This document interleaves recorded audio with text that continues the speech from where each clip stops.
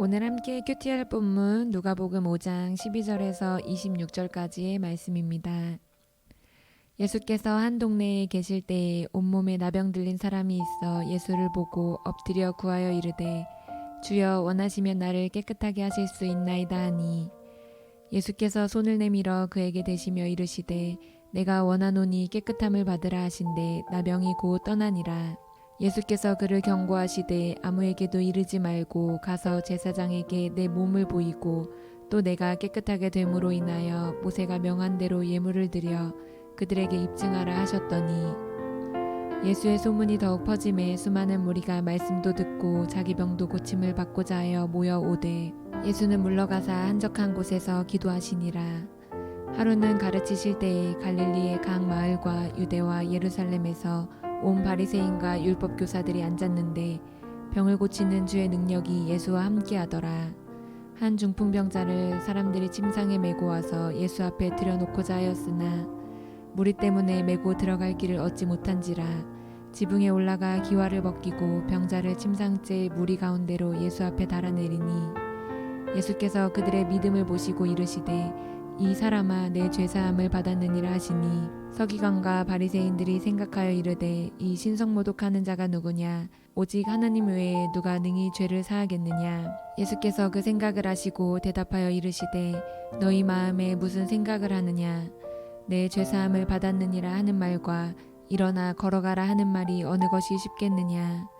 그러나 인자가 땅에서 죄를 사하는 권세가 있는 줄을 너희로 알게 하리라 하시고 중풍병자에게 말씀하시되 내가 내게 이르노니 일어나 내 침상을 가지고 집으로 가라 하시매 그 사람이 그들 앞에서 곧 일어나 그 누웠던 것을 가지고 하나님께 영광을 돌리며 자기 집으로 돌아가니 모든 사람이 놀라 하나님께 영광을 돌리며 심히 두려워하여 이르되 오늘 우리가 놀라운 일을 보았다 하니라. 아멘. 저는 우리가 누가복음을 큐티할 때 특정한 말씀 한 구절을 붙잡고 큐티하자고 권했습니다. 그것은 이사야 61장 1절 이전의 예언을 예수님께서 당신의 입으로 고백했던 누가복음 4장 18절 말씀이었습니다. 이 말씀은 하나님의 성령을 받은 예수님께서 앞으로 하실 사역에 관한 예언이었습니다. 예수님은 가난한 자에게 복음을 전하시고 포로된 자와 눌린 자에게 자유를 주시고 또 눈먼 자가 다시 보게 하실 것입니다. 그리고 이런 현상이 이 땅에 이루어지는 것을 보면 그것은 하나님의 나라가 이 땅에 임했다는 증거가 될 것입니다. 앞으로 나눌 본문에서 예수님은 이런 일들을 하실 것이고 그리고 이렇게 하나님의 나라를 이 땅에 가지고 오실 겁니다. 오늘 본문은 예수님이 가난하고 억눌렸던 두 사람을 자유하게 하신 사건을 다루고 있는데요. 그 두 사람은 나병 환자와 중풍병자입니다. 먼저 나병 환자를 자유하게 하신 사건을 살펴보도록 하겠습니다. 나병이라는 것은요, 당시에 가장 심각한 질병으로 여겨졌습니다. 왜냐하면 나병은 단순히 육신의 고통만 가져다 주는 것이 아니라 사회적으로, 종교적으로, 관계적으로 모든 영역을 파탄시키는 병이었기 때문입니다.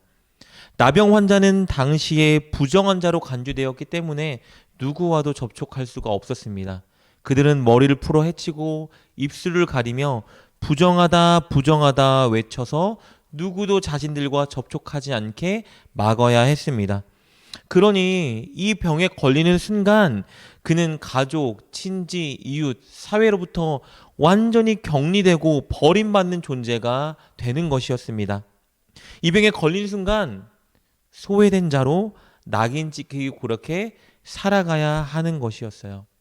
이 소외된 자들을 누가복음에서는 가난한 자라라고 가리키고 있는 것입니다. 오늘 본문은 이 소외된 한 사람이 예수님을 만나 치유받는 사건을 다루고 있습니다. 12절 말씀입니다.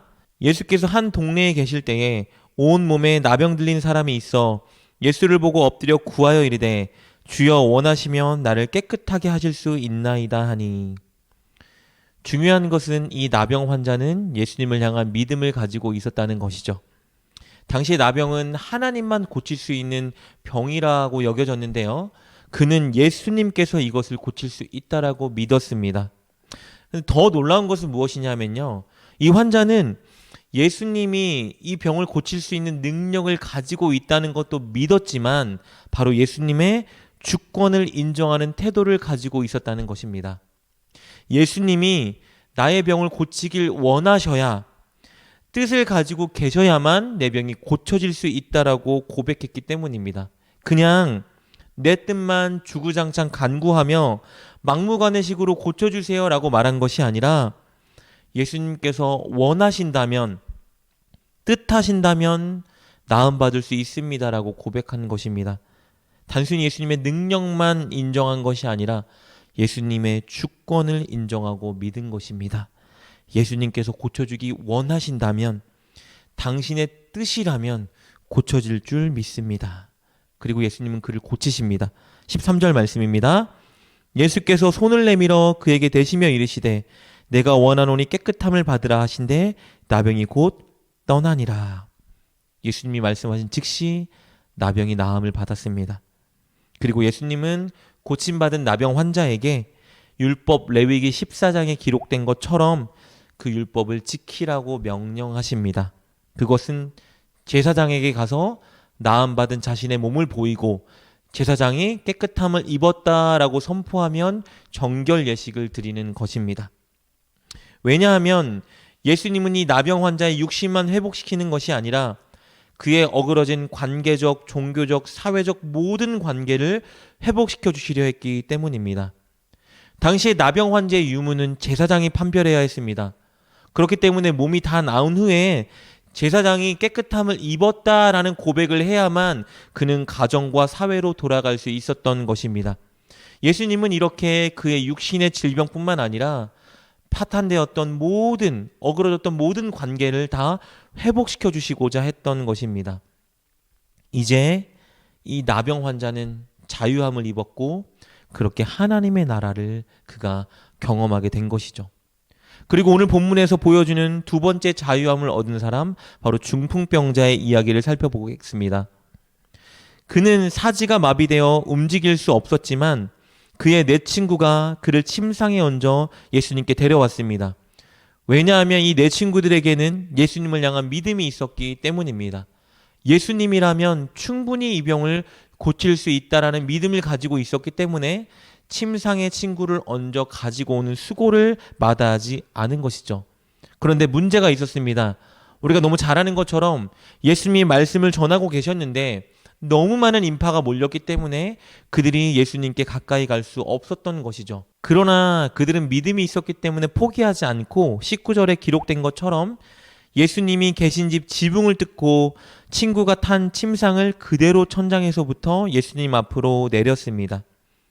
이제 예수님 앞에 선 친구들과 중풍병자가 기대한 것은 예수님의 이런 대사였겠죠.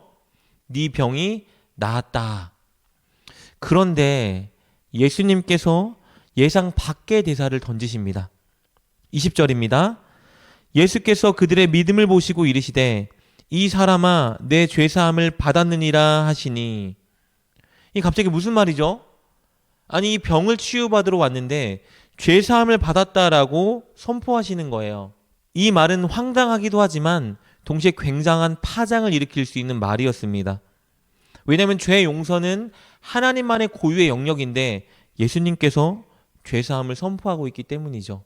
자칫 잘못하다가는 신성모독죄로 고발당할 수 있는 일을 하고 계신 거예요. 그러나 예수님께서 이 말을 하신 데에는 두 가지 의도가 있습니다. 첫째, 중풍병자가 겪고 있던 더 근원적인 문제는 바로 죄의 문제였기 때문입니다.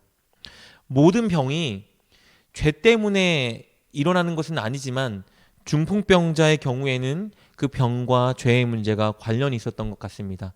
그래서 예수님은 더 근원적인 문제인 죄사함을 선포하신 것입니다. 그리고 예수님께서 이렇게 말씀하신 두 번째 이유는요, 바로 예수님 당신이 어떤 분인지 드러내고자 하는 의도 때문입니다. 우리 24절 말씀입니다. 그러나 인자가 땅에서 죄 사하는 권세가 있는 줄을 너희로 알게 하리라 하시고 중풍병자에게 말씀하시되 내가 내게 이르노니 일어나 내 침상을 가지고 집으로 가라 하시매. 예수님은 유일하게 죄사할 권세를 가진 그 하나님, 그리고 이 땅에 온 메시아라는 것을 말씀하십니다. 당신이 바로 그런 분이라는 거예요. 예수님은 당신을 다니엘 7장 13절 14절에 기록된 인자라고 표현하고 계십니다. 여러분, 이 표현은요, 구원과 심판을 가져올 종말론적인 메시아를 가리키는 표현이에요. 그러니 예수님은 당신을 이 땅의 구원과 심판을 가져오는 메시아 하나님이다라고 선포하고 있는 것입니다. 그리고 동시에 자신의 사역이 바로 우리 인류가 가지고 있는 죄를 씻어주는 것이다라는 걸 미리 선포하고 계시는 것이죠. 그리고 곧장 중풍병자에게 내 침상을 가지고 일어나 집으로 돌아가라 말씀하시자 즉시 나음받는 것을 보게 됩니다. 그는 죄와 질병으로부터 자유해지고 그렇게 자신에게 임한 하나님의 나라를 맛보았습니다. 여러분, 이렇게 오늘 본문은요, 나병 환자와 중풍병자를 통해서 예수님께서 가난한 자에게 복음을 전하시고 눌린 자와 포로된 자를 자유하게 하시는 메시아라는 것을 보여주었습니다. 예수님은 진짜 이 땅에 하나님의 나라를 가져오신 것입니다. 그리고 오늘 본문은요, 동시에 그 하나님의 나라를 누리기 위해 우리가 어떤 태도를 취해야 되는지 말해주고 있습니다. 첫째, 그것은 예수님의 능력을 믿되 능력뿐 아니라 예수님의 주권을 인정하는 태도를 가져야 합니다. 늘 예수님의 뜻이 어디에 있는지, 예수님의 계획이 무엇인지 묻고 그것에 관심을 갖는 태도를 가져야 하는 것입니다. 그리고 둘째, 어떠한 어려움과 장애물이 다가온다 할지라도 우리 늘 예수님을 인격적으로 만나기 위해 노력해야 한다는 것입니다. 예배를 통해, 말씀 묵상을 통해, 기도를 통해 끊임없이 예수님과 인격적으로 만나기 위해 우린 예수님을 향해 나아가야 합니다.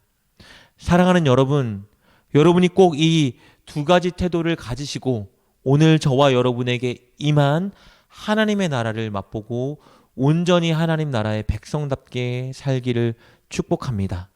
우리 함께 기도하겠습니다. 하나님, 우리가 하나님께 능력과 주권이 있음을 인정하며 하나님의 뜻에 관심을 갖고 그것을 구하게 하여 주옵소서. 동시에 어려움과 유혹이 다가와도 끈기 있게 하나님을 인격적으로 만나는 자리에 서게 하여 주옵소서. 그리하여 이 땅에 임한 하나님의 나라를 날마다 누리게 하여 주옵소서. 예수님의 이름으로 기도드립니다. 아멘.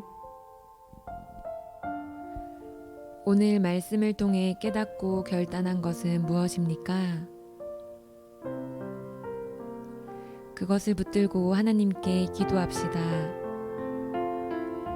그리고 그렇게 실천하며 하루를 살아가는 여러분 되시길 주님의 이름으로 축복합니다.